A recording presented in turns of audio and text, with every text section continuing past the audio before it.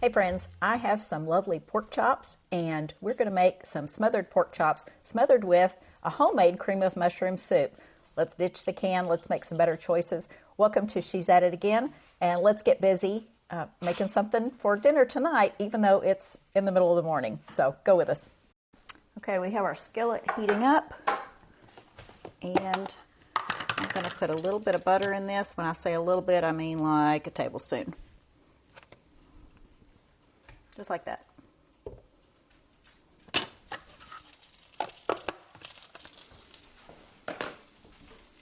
And my skillet had a little bit of residual bacon grease in it just because I made cornbread in there the other day, and I don't necessarily wash that out because I knew I'd be using it again. All right, we're just going to sear our pork chops at first. Just seeing if I think that's hot enough. And maybe it is and maybe it's not.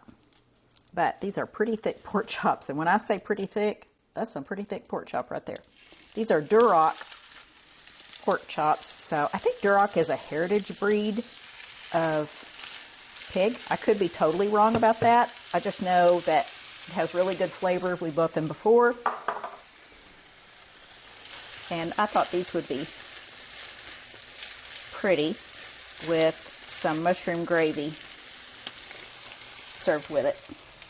So over here in the background, I'm going to be slicing up some mushrooms.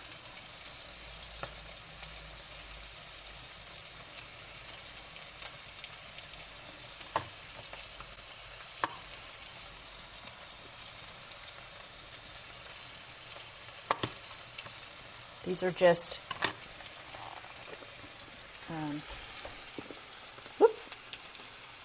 just white button mushrooms.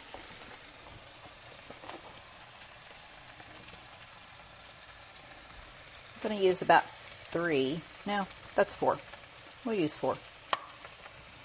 I love mushroom flavor. Some people say they don't like it, but I'm not sure what it is they don't like about it. It has such a good earthy flavor to it. When I was a kid, I would eat things with mushrooms in it, and I didn't know what it was I was liking, but it was the mushrooms. Then when I found that out, I was like, oh, I've never even seen my family buy a mushroom.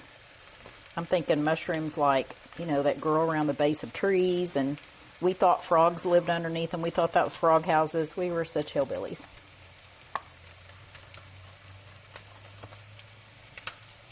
Also known as toadstools. These are not toadstools. These are mushrooms, even though they look exactly the same.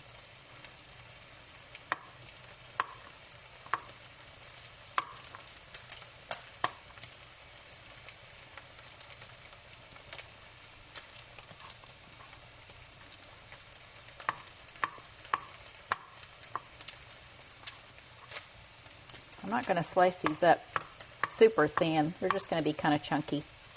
I want them to have that pretty texture to them. But if you have a mushroom hater in your family and you need to puree them up, you have been deputized by me to do that. All right, my butter is browning. I can see that.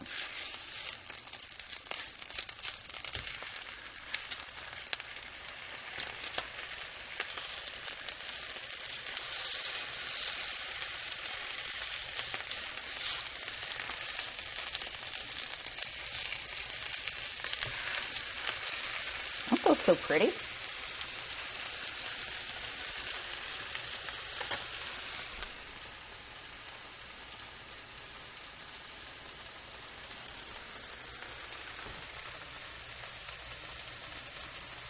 All right, I have made cream of mushroom soup, if you will, on several videos,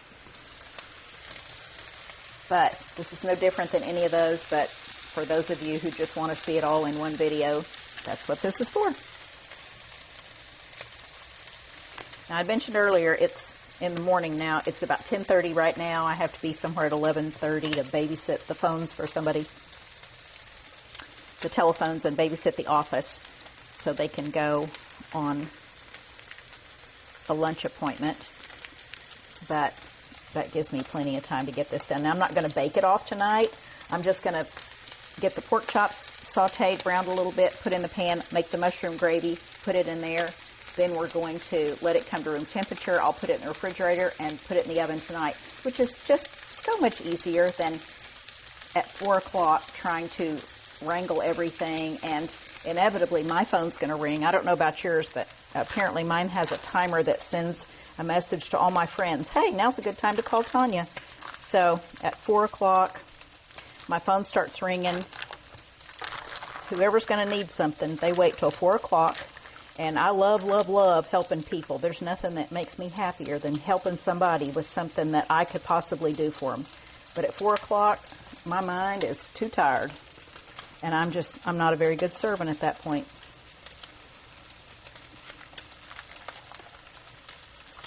All right, I'm getting my cream cheese off here. That's my blob of cream cheese on a spatula. Put that back here. And I'll put my cream cheese back in the fridge. I'm going to turn that burner down just a bit because we don't need it quite so high when we start making our mushroom soup. All right, we're going to put our pork chops in this just oval baking dish.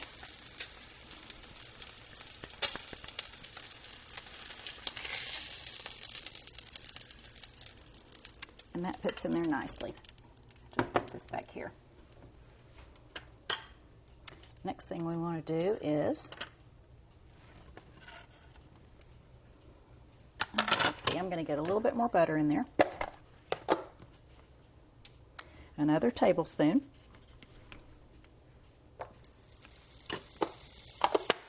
We're going to make a roux after we soften these mushrooms just a bit.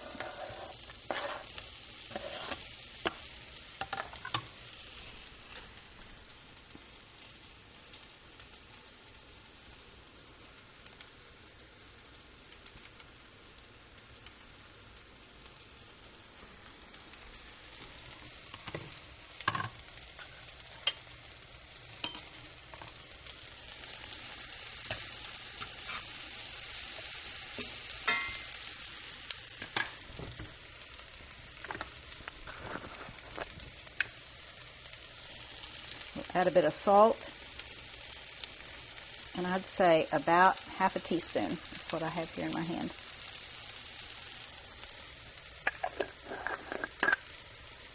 And notice we didn't salt or pepper our pork chops before we started, so that amount of salt is not going to hurt anything.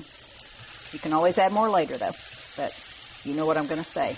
You can't take it out once it's in there.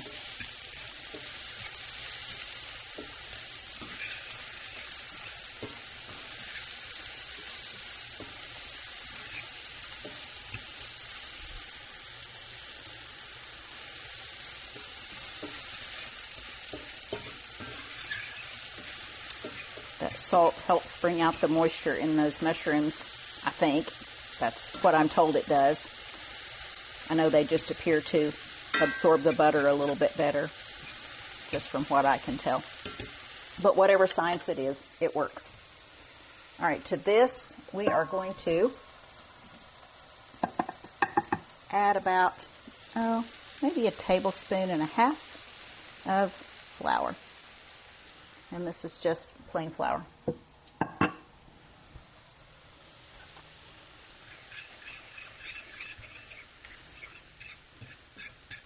Keeping my temperature of my skillet up high enough to where it browns the flour.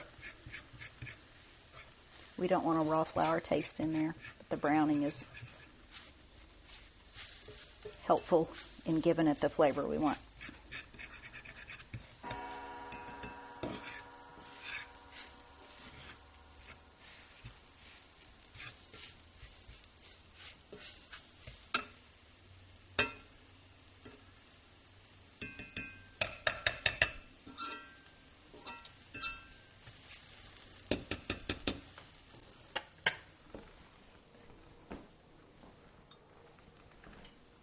In here I have about 1.25 cups of whole milk, and I have my chicken broth from making something the other day. This is just left over, and we'll add as much as we need to make that the right gravy consistency that we want.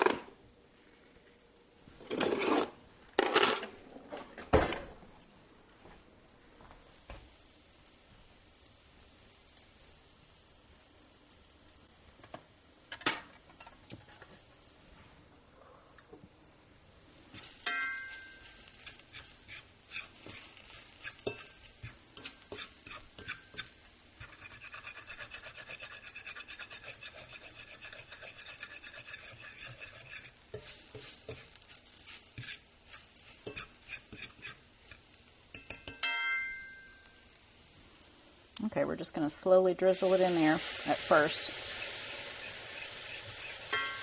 in a pretty steady stream. I don't want the flour to be lumpy in there.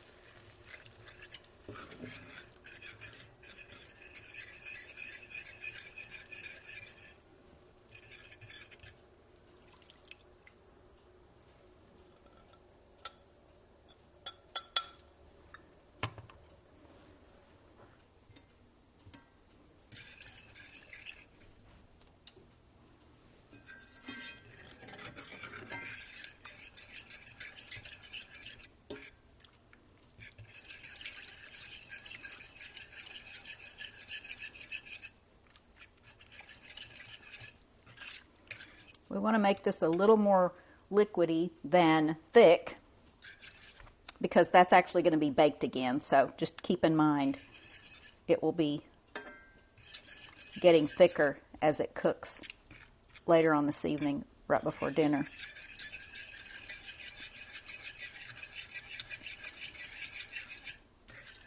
Now we could also, once we get our gravy done, our mushroom gravy, we could also put the pork chops back in the skillet and cook it in the skillet, but I don't really want to put the skillet in the refrigerator. I'd rather put it in that to come to room temperature, and I'll just wash this out.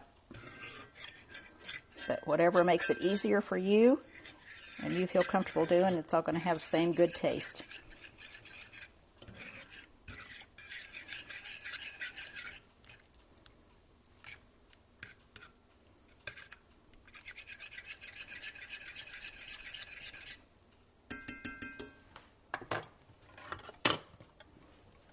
I'm also going to add our cream cheese to it now so it can be softening. And it'll just blend right in.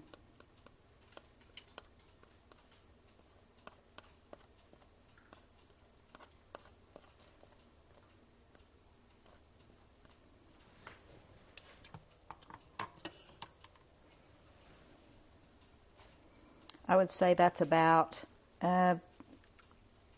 2 tablespoons of cream cheese.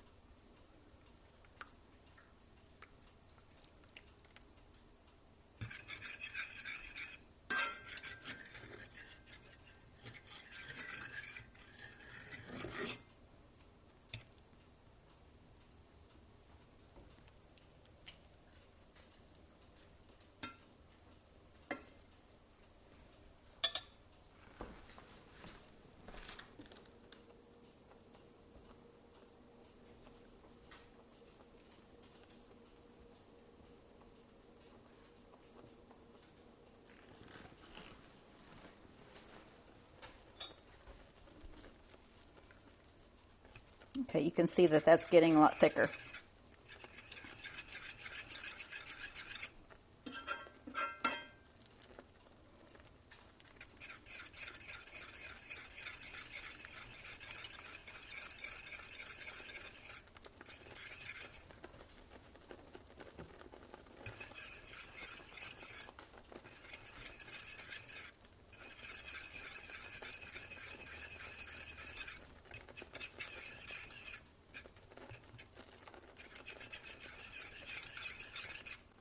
I thought I'd need the whisk, but actually my fork's working pretty good for right now.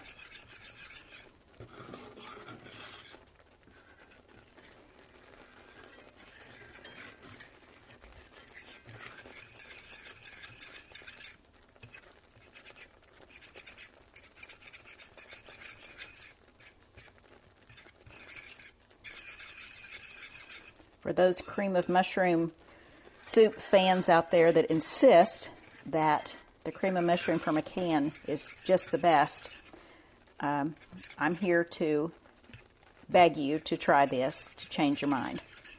It has so many ingredients in it that we just don't need. I didn't grow up eating cream of mushroom soup. I think the first time I had it, I was probably 14, and a friend of my mother's, I've told this story before, she made a casserole, a Mexican casserole that I adapted and make it a lot, or have in the past at least. And it had a can of cream of mushroom soup in it, and I kept thinking, man, I don't know what this is in this thing, but I am loving it. And that's exactly what it was. And although the taste is really good, it just is not, it's not what we might think is in it. In other words, there are a lot of ingredients in it we just don't need. It's for preservative purposes. It's for shelf life. It's for flavor enhancers. The monosodium glutamate is a flavor enhancer, and that causes a lot of headaches and just different issues in people. So it's something I try to steer clear of anyway. But this has none of that in it. You can see all the few ingredients that we have in it, and it is absolutely fabulous. Okay, I'm going to make this a bit thinner by adding a little bit of chicken broth to it. Of course, it has some fat in there. I think I'm going to scoop that out because I don't need it.